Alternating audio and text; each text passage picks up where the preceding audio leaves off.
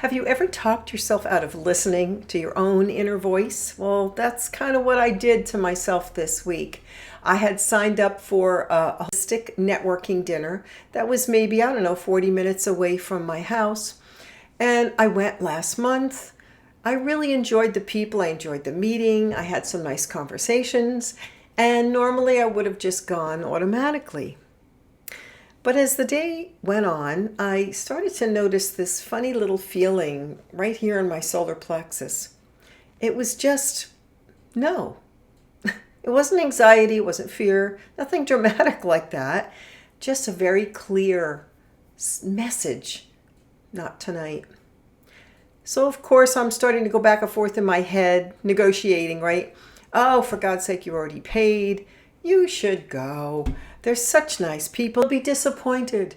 It's good networking. Maybe you have done that too, and you know that voice as well.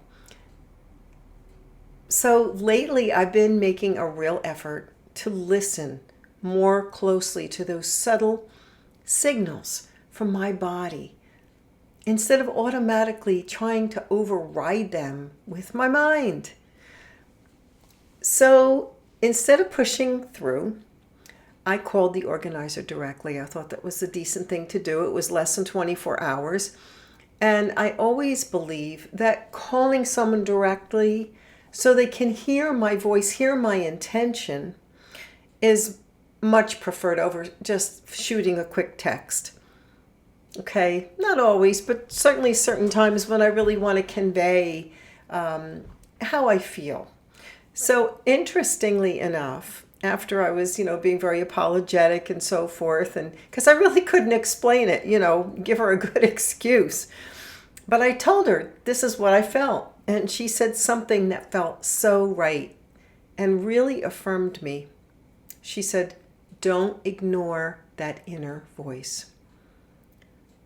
So whether it's that gut feeling that I had, or a heart feeling that sometimes takes us by surprise, intuition is universal to us all.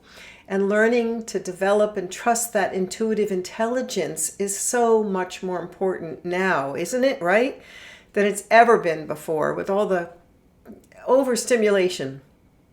To trust those little nudges that our body gives us. Because I really believe that I have abandoned myself in small ways without even realizing it. Maybe you have too. Like saying yes when you really mean no, or ignoring those intuitive nudges because we can't logically explain it. But our bodies often know first, before our brain catches up to the rest of it. And the more that I'm finding I'm paying attention to those body notifications, the more I'm noticing how much more my body is communicating with me all the time. All the time. I guess sometimes it's just simply becoming willing to listen, right? And maybe there's something in your life that's been asking for your attention, your listening awareness, wanting to be heard and acknowledged and affirmed. And maybe honoring that is finally learning not to dismiss or minimize the voice of your body, not to, in a way, isn't it like abandoning yourself?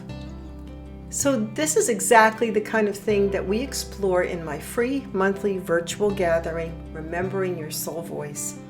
This live virtual gathering is a space to explore the voice of your soul in a supported community of wonderful people through simple practices that I lead the group in, sound and voice practices that we share with one another.